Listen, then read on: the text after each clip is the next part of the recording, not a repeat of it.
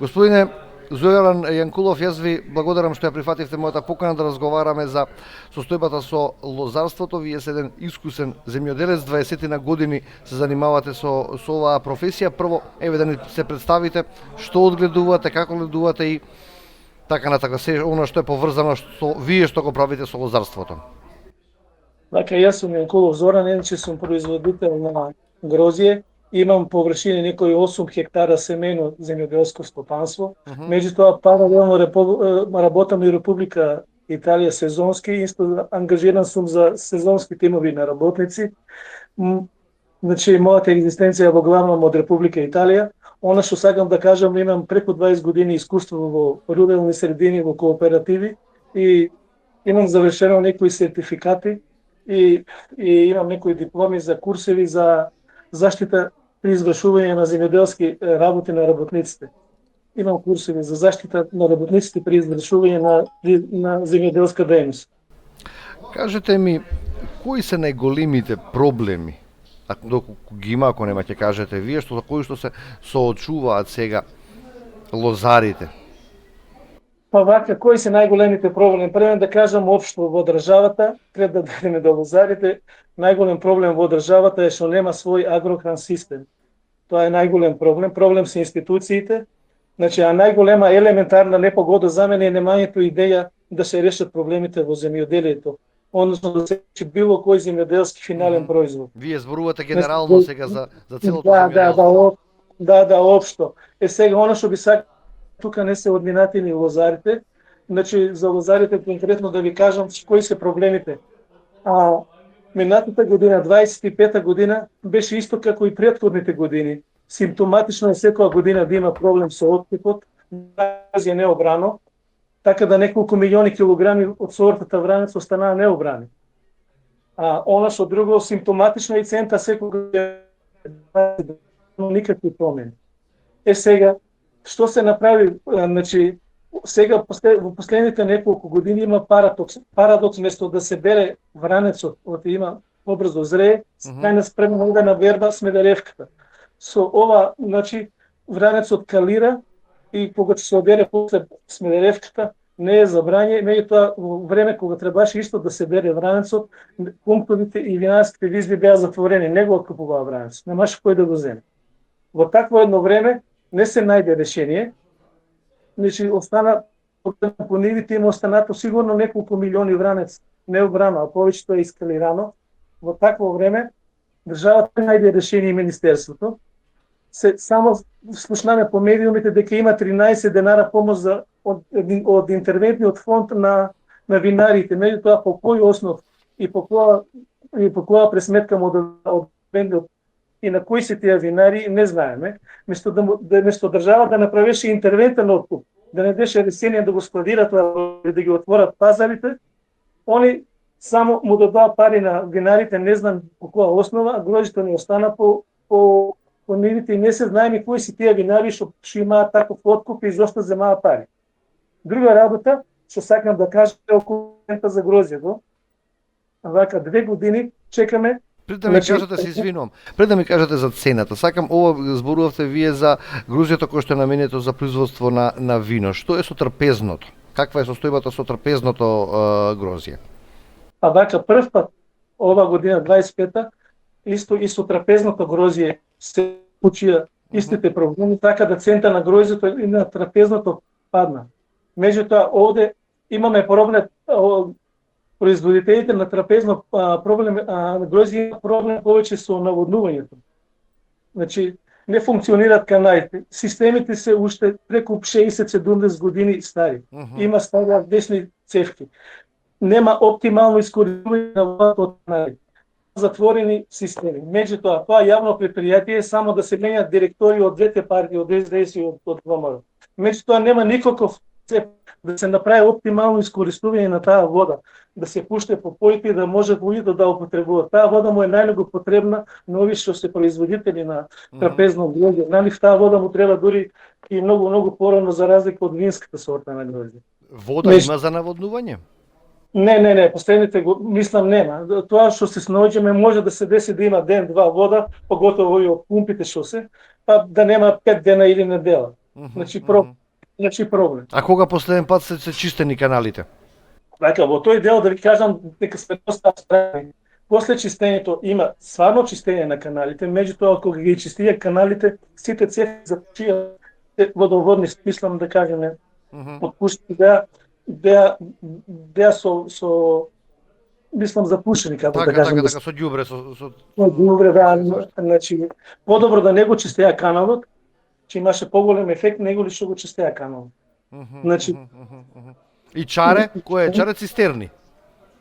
Па и тоа, јас имам добар пријател што 50 евра плаќа цистерната. А инако колку е? Мало? Ако преку пријател е 50 евра цистерната, колку е ако 50 евра, не, имам пријател што има систем за воднување, тоа доаѓа вода и он ова година на пример на еден хектар насад имаше околу 30 цистерни донесено по 50 евра. Тоа дополнително ја зголемува цената на вашите трошоци. Па вака, да, нормално. Тоа водата е многу клучна, играе клучна улога во производството, значи без вода не може да обстане тоа, поготово десертно десертните сорти на грозде. Пред да ми кажете сега за цената која што е актуелна, која ја барате, се исплатили да бидете земјоделец, во вашиот случај лозар? Професијата. Оно да ви кажам за околу цената на гроздјето, ние лозарите работиме со цени пониски, цени се пониски од продажните цени. Она што би сакал да кажам, последните 2 години Министерот за земјоделие, институтот не ја објавија методологијата на цената на гроздјето. Како се они само го кажаа цена, конечната цена, меѓутоа анализата не ја. Тоа со документ да документират процес и подпис и да знаеме која е цена. Вака, во однос на цената на гроздјето, она што би сакал да кажам, пошто министерот не ја кажа цената на гроздјето и методологијата, јас направив една спецификација на цени, тука ми помогнаа и агрономи. Производната цена на килограм гроздје изнесува 35 пара. Тука се спределени сите инпути по нивни пресметки, например врзување 20 евра, 250 евра нафта, 300 евра имаме наводнување, 1200 евра имаме заштити и сите тие работи. Меѓутоа тука се вклучува и најголем проблем е работната рака. Работната рака изнесува 6 евра за сат и за 1 хектар производство еден човек треба да има 700 работни часа. Кои се тие 700 работни часа? Тоа се 150 до 250 часа имаме работа со трактор и од 4-600 имаме физичка работа. Значи имаме кроење, симењање прачки, врзување, дефолијација, подсечување, сите операции. Меѓутоа, како доаѓаме до цената ова од 6 евра, ние работниците ги плаќаме 5 или 5,5 евра од сат. Меѓутоа со храна и со транспорт излева цената 6 евра за работен сат. Значи ако ги плаќаме работниците 6 евра, тогаш и насиот сат треба да биде 6 евра на работниците. Значи имаме 700 часа по 6, тоа се околу 4.000 евра, имаме 120.000 денара трошок во репроматеријали и нови имаме 50.000 денара амортизација. Ова што сакам да ги дементирам сега, Институтот за земјоделие и министерот, они кажаа дека пресметали стандартизација, нивната амортизација. Тоа е крајно абстрактно од нивна страна. И кога се прави амортизационен трошок, е битно дали е цента, дали е механизацијата стара или нова. Се рачуна 15% од вкупниот трошок на производната цена. Во таа амортизација тука спаѓаат, значи промена на улје, регистрација, механички услуги, луго, тука спаѓа може да се земе репродукцијата на лозовиот насад, конструкцијата, дури и камата ако имате земено за да купите трактор и ако имате пари земено средства за да ги платите луѓето за работа. Ова што сакам сега да потенцирам, ние доаѓаме до некоја бројка од 350.000 до 430, тие 410.000 денара. Тие 410.000 денара ние ги одземаме субвенциите и нафтата, доаѓаме до некоја бројка од 350.000. Кога ќе поделиме со приход од 13 тона по хектар, цената излева 28 денара. Таа цена 28 денара, кога ќе ги додадиме на 25% од државата што треба да биде заработка, излеваме 35 денара. Значи огромна разликата и затоа они не објавуваат цента на грозде. Има ли опција да ако не ви ги дадат тие 35 денара да нема грозје годинава? Оно што сега сакам да кажам, секој лозињата веќе 50% се уништени, секој втор лозов насад е уништен. Овие лозиња што се останати, преку 90% конструкцијата нема е стабилна, значи се во нефизичка, во неактивна состојба. И неодамна, да бидам искрен, јас, кога се занимавам со оваа проблематика, напишав на констатација, пошто гледам дека лозињата веќе станаа музеј, дека за да постоиме ние лозарите, не постојат лозињата или обратно, за да постојат лозињата треба да не постоиме ние. Меѓутоа јас сум производител од едно село, арена на 3 км од приградско село на 3 км од Кавадарци. Јас сум последниот производител со 50 години. Позади мене нема производител 20-30, нема село од 300 куќи и еден производител. Поминувајќи имаме школа во Марина, од 300 село од 300 куќи имаме само едно правач. Имаме само едно правач. Сега каде е тој успех сакам да прашам на политиката на демографска, на било која политика на државата. Кажете ми во однос на работниците, колку тешко се наоѓаат работници? Сезонските работници. Вака проблем во време кога сезонски работници нема, тешко да се најде работник на поле. После новата година испадна закон за работници. Меѓутоа не можеме ние да ги следиме работниците, пошто во време на верба ние работниците ги бараме навечер. Тешко да се најдат работници, меѓутоа со законот не треба да ги осигураме. Меѓутоа не знам како ќе ги осигураме тие луѓе. Некои од тие работници доаѓаат без лична карта и немат лична карта. И сега со овој закон ни ќе биеме, може најоштетени собствениците, може ќе му текне да изработат, па додат ки трудов инспектор да му се неплатено или повреда, па да биеме да плаќаме до крај. Така да овој закон не држи вода. Значи, сезонските работници е нешто последно што треба да се деси во државата. Значи, со ова само ќе направат уште поголеми проблеми да ги оставиме луѓе. Во однос и портфондовите? Во однос на ИПАР проблемите да кажеме дека она што е главно што би сакал да кажам, 130 милиона евра исчезнаа од раците на Министерството. Место сега и она што е карактеристично, никој не презема одговорност за тие средства. Сега што се дешава? Сега се дешават контроли кај земјоделците, меѓутоа мислам дека треба да си ги веќе земјоделците да си ги сменат улогите со Министерството за земјоделие. Треба земјоделците да прават увид во администрацијата и во Министерството за земјоделие. Што работат тие? И да кажам искрено да бидам, ние немаме народот, нема фајда од Министерството за земјоделие. На ова стопанство има едно нормално општество, е само добри произведувачи, значи добри работачи што знаат да произведат и добри менаџери за да се најде пласман за тоа. Ние немаме фајда од Министерството за земјоделие, тоа служи само да се вработуваат нивните луѓе и партиски члени. Еве рековте дека работите во Италија, каква е таму состојбата? Таму е идеална состојбата. Таму едно семејство нормално живее од 2 хектара грозје. Како што рекламам, од 90 до 100 квинтали е производството од хектар, тоа од 9 до 10 тона. Значи со 20 тона грозје едно семејство нормално живее. Цената е од 4 до 7 евра.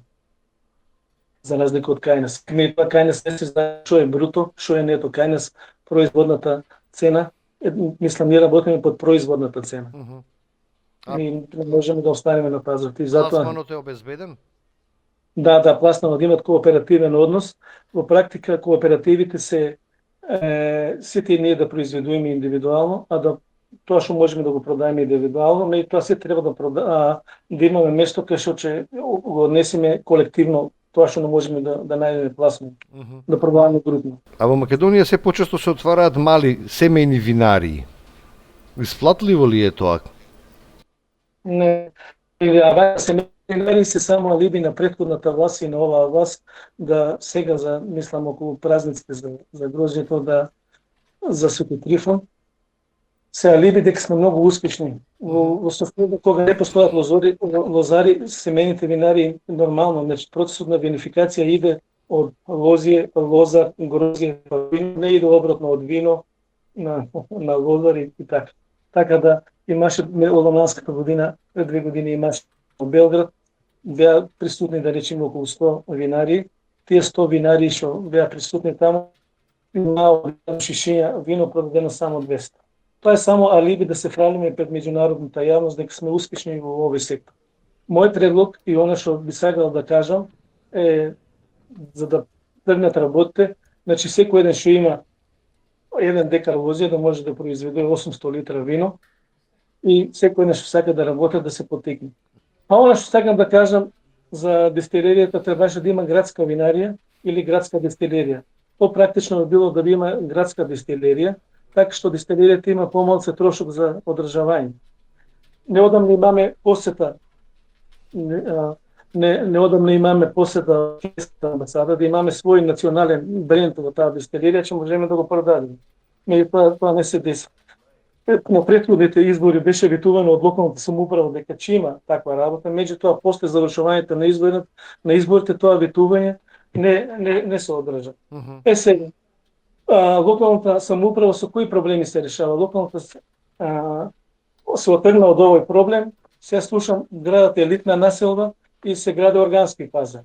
Меѓутоа несватливо е како сега не правиме органски пазар, а нас не е решено конвенционалното производство. Значи, за да тргнеме ние да имаме во општината таков пазар, не треба да ни биде решено локалното прашање, значи треба да се ориентираме према конвенционалното производство. Значи тоа е само театар. Друга работа, нас не интересираат во општината урбанизмот, елитни населби, нас не ни интересираат, например, паметни села, земјоделие.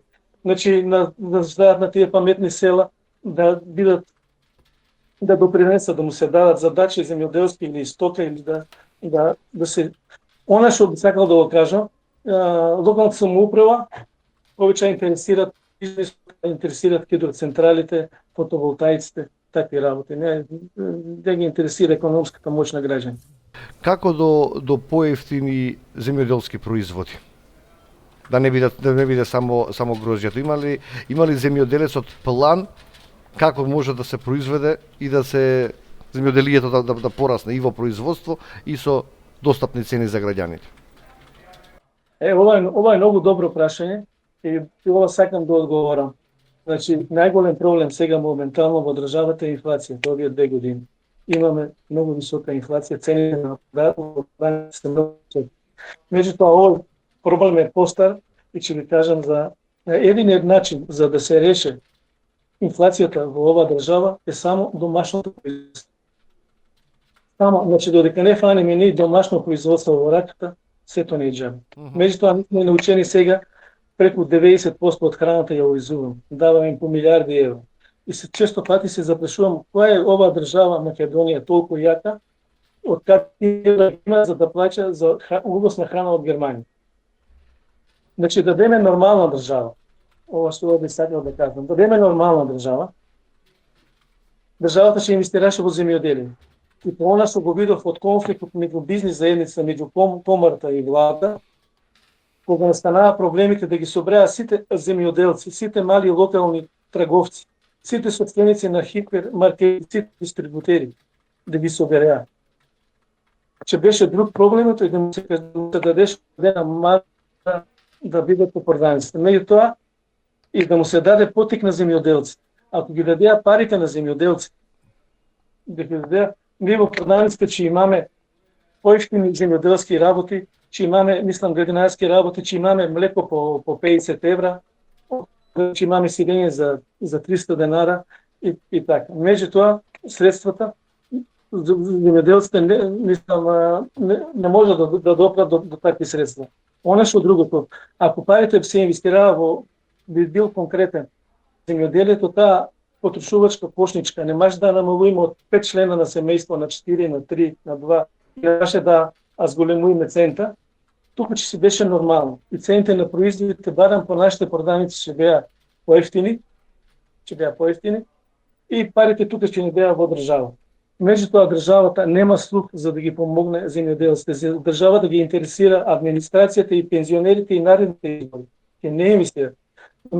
Уште е поголем проблем во државата што институции што би сакал да кажам, уште поголем проблем во државата не постојат потрошувачки организации.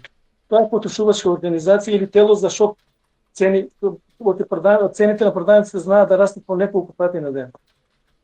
Тие потрошувачки организации се граѓани на државата. И да реагираат кога че има такви покачувања. Меѓутоа кај нас тоа мислам на тие организации не постојат. Она што би сакал, не се дефинирани работите институционално.